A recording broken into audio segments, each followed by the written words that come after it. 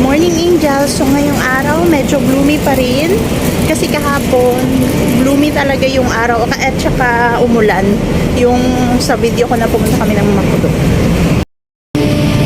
Papunta na akong Office Angels. Medyo late na rin ako pumunta ng office ngayon kasi nga wala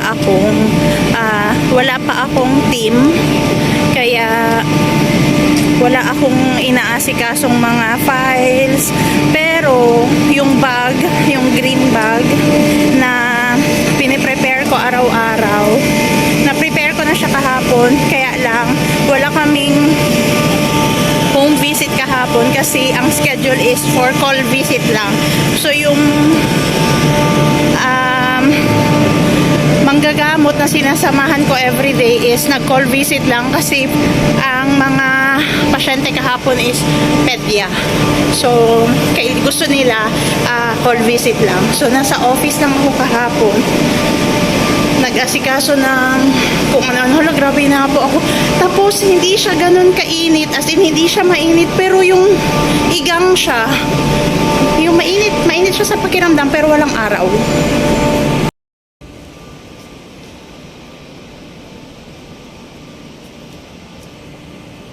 Andito na ako sa Office Angels and nandito ako sa aming storeroom kasi i-check ko pa din yung aking bag. Actually, hindi ko ito siya bag.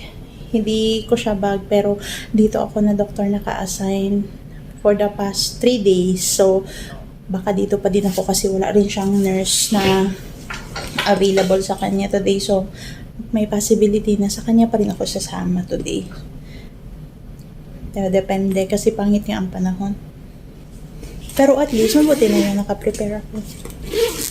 Diba? Yan, na-prepare ko na naka-spray na ako na alcohol dito kahapon. So, okay na yan. Hindi naman na siya nagamit. So, organized pa rin naman siya. Yan. Tapos, may na-prepare na rin ako mga tubes kung may investigation. Ayan o. Isa lang. Para hindi siya bulky. Yan. Hindi naman nakakapagod maging healthcare nurse dito sa Saudi Angels. Kaya lang, ang pinakaayaw ko lang is yung pag-travel ng malayo kasi madali akong mahilo.